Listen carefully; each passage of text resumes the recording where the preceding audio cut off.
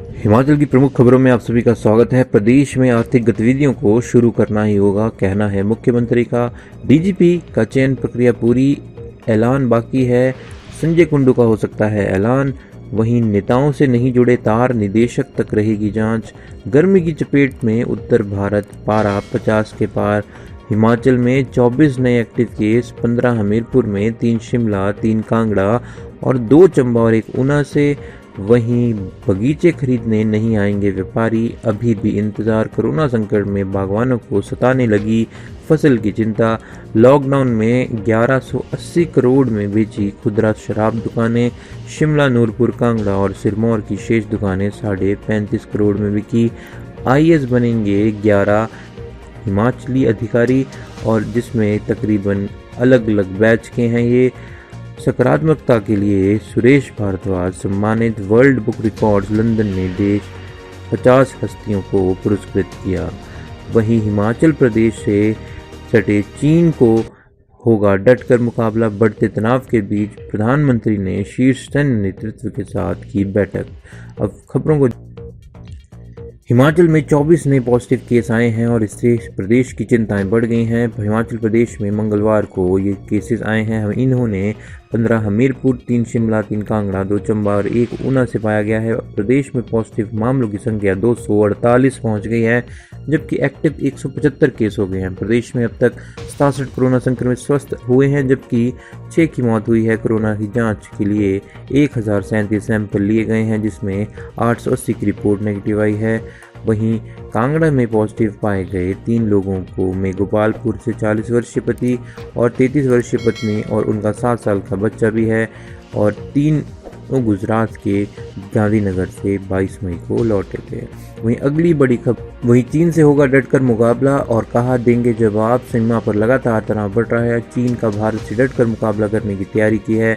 बिना किसी दबाव में आए चीन की हर पैंतरेबाजी को नाकाम बनाया जाएगा। सेना की ओर सीमा की चाल पर रहे कार्य को जारी रखने का निर्देश दिया गया है। भारत और चीन में वास्तविक नियंत्रण रेखा यानी कि LAC line of actual control पर चीन सेना बढ़ती जा रही है, और इसकी गतिविधियों से प्रधानमंत्री नरेंद्र मोदी ने मंगलवार को देश के शीर्ष सैन्य नेतृत्व के साथ पूरी हालत की समीक्षा की।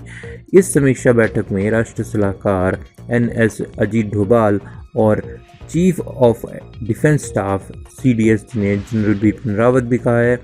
वह तीनों सेनाओं के प्रमुख मौजूद रहे। प्रधानमंत्री की तरफ से बुलाई गई इस तरह की पहली बैठक से ये साफ हो गया है कि सैन्य बल के सहारे दबाव बनाने की चीन की रणनीति को नाकाम किया जाएगा।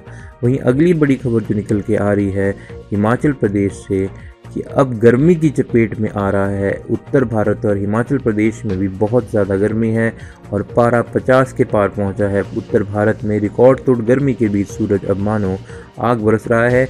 ऐसे में नौतपा का असर मंगलवार को पूरे उत्तर भारत में दिखाई दिया गया।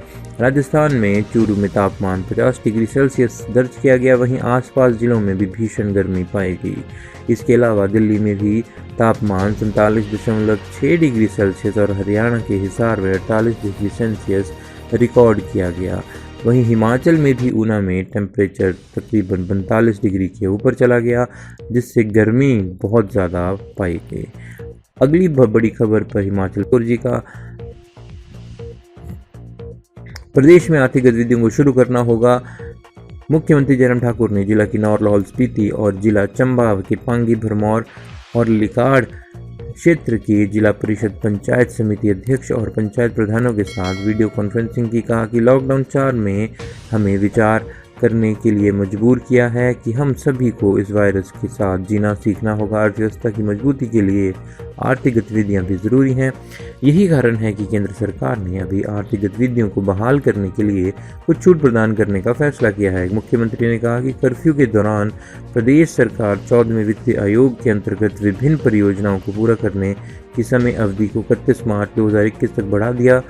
जनप्रतिनिधि ने केवल ग्रामीण क्षेत्रों में विकासपूर्ण भूमिका निभा रहे हैं, बल्कि ये सुनिश्चित बना रहे हैं कि ग्रामीण क्षेत्र में कोविड-19 महामारी से सुरक्षित रहें। वहीं उद्योग मंत्री विक्रम सिंह ठाकुर ने उद्योग में उत्पादन शुरू करने की पुष्टि की है। प्रदेश में औद्योगिक क्षेत्र में कोरोना संक्रमण फैलने के बाद औद्योगिक उत्पादन ठप हो गया था है और ऐलान बाकी है। मुख्यमंत्री के प्रधान सचिव संजय कुंडू हैं फ्रंट रनर और राज्य में नई डीजीपी को लेकर चयन प्रक्रिया पूरी हो गई है। इस बारे में दिल्ली में बैठक हुई है। संघ लोक सेवा आयोग में हुई चयन के लिए मुख्य सचिव अनिल काची हेलीकॉप्टर लेकर गए थे। हेलीकॉप्टर से ही गए और हेलीकॉप्टर से ही वापस आ गए। अब ऐलान बाकी है कि नया डीजीपी कौन होगा। वर्तमान डीजीपी एसआर मरडी 31 मई को रिटायर हो रहे हैं। सुप्रीम कोर्ट की गाइडलाइंस के अनुसार बैठक में भाग लेने के लिए हिमाचल के मुख्य सचिव मंगलवार सुबह दिल्ली गए थे और शाम को लौट आए हैं।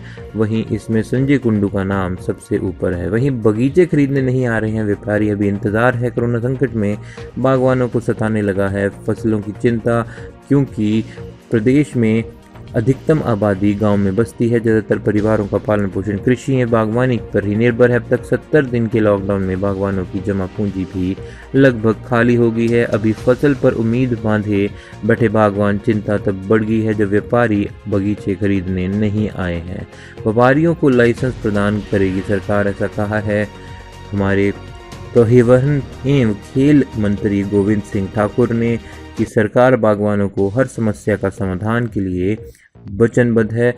वहीं क्या करना रोने की खौफ व्यापारियों को आने देगा, ये देखने वाली बड़ी बात होगी। कोरोना के खौफ लोगों को इतना बैठ गया है कि प्रदेश में ही एक ज़िले से दूसरे ज़िले में कोई आता है या जाता है, उसके साथ ऐसा व्यवहार देखने में मिला है जैसे वह कोई पॉजिटिव मरीज़ है। इस करके बगीचे खरीदने कोई व्यापारी नहीं आ रहा है और चिंताएं बढ़ गई हैं। वहीं लॉकडाउन में 1180 करोड़ रुपए की खुदरा शराब दुकानें शिमला, नूरपुर, कांगड़ा और सिरमौर की शेष दुकानें 35.5 करोड़ में बिकी हैं। आबकारी एवं खाद्य विभाग के प्रधान सचिव संजय कुंडू ने बताया कि कोरोना महामारी के कारण लॉकडाउन को आर्थिक मंदी के बावजूद शिमला, नूरपुर, कांगड़ा और सिरमौर क्षेत्रों की शेष बची खुदरा दुकानों को मंगलवार को 35.52 करोड़ में बेचा गया। पिछले साल 979 करोड़ रुपए तक का राजस्व हुआ था। वहीं हिमाचल प्रदेश से बड़ी खबर, आईएएस बनेंगे हिमाचल प्रदेश के 11 अधिकारी। हिमाचल प्रदेश सेवा के 11 अफसर जल्द ही आईएएस आएंगे। वह प्रक्रिया फरवरी के पहले सप्ताह में शुरू होगी, लेकिन इंडक्शन मंगलवार को में हुई थी। मुख्य सचिव अनिल काजल मौजूद रहे।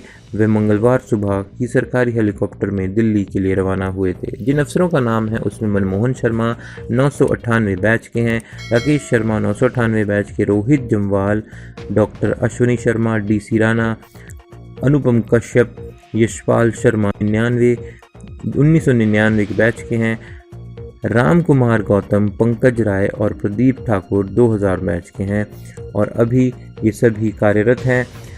भारद्वाज को सम्मानित किया है। वर्ल्ड बुक रिकॉर्ड्स लंदन ने देश की 50 हस्तियों को किया है सम्मानित। और ये अवार्ड कौन देता है? कोविड-19 के दौरान मानवता के लिए दिया जाता है। ये सम्मान कोविड-19 महामारी के दौरान मानवता की सेवा के लिए सिविल सोसाइटी, कारोबारी, स्थानीय सरकारें, फौज और अंतर्राष्ट्रीय गैर सरकारी। आई होप आपको ये वीडियो इन्फॉर्मेटिव लगी हो। चैनल को लाइक करें। हिमाचल की और खबरें जानने के लिए धन्यवाद।